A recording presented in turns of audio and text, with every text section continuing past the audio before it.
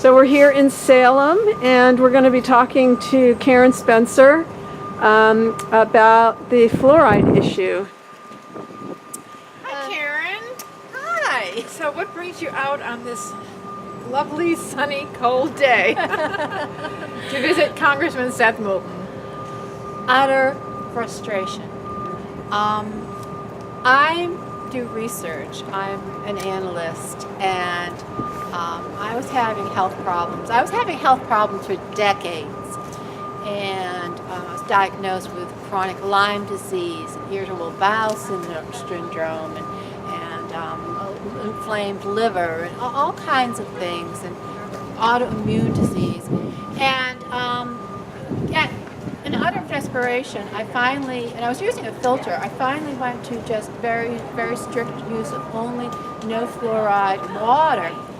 And suddenly, all those illnesses of decades duration went away in less than 2 weeks. I'm in my 60s now, and I no longer have arthritis, after I had arthritis all through my 40s and 50s. So I started doing the research, and I didn't go to Dr. Google. I went to PubMed. I went to Dental Digest. And I started off with the ADA and the CDC.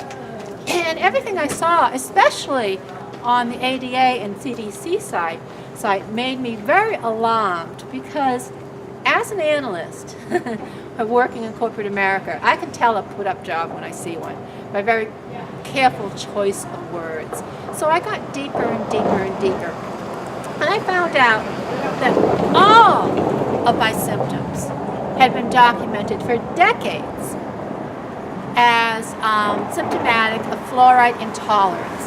Not an allergy, because fluoride is a poison, and you can't be allergic to a poison.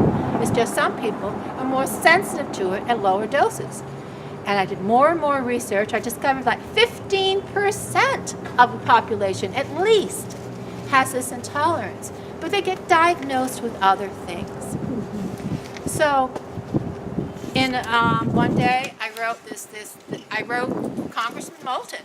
I wrote him several times, and I was getting no response from any of my politicians. So I wrote this really long letter, and I got Erin Brockovich in the American Academy of Environmental Medicine, one of the top 100 lawyers in the country, as well as scientists, doctors, and dentists, to sign this letter. They had all the research I had done. And I sent that to Congressman Moulton, as well as Senator Markey and Elizabeth Warren and everybody else. No response. I kept phoning his office.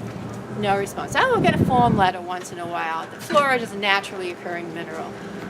I'm sending him proof that it's a poison, and that at least 15% of the population is sensitive to it. Moreover, anybody with Gulf War illness, which is supposed to be one of his passions because he's a vet, is sensitive to it because they have multiple chemical sensitivities and inflammatory disorders, as well as thyroid issues, which are all irritating.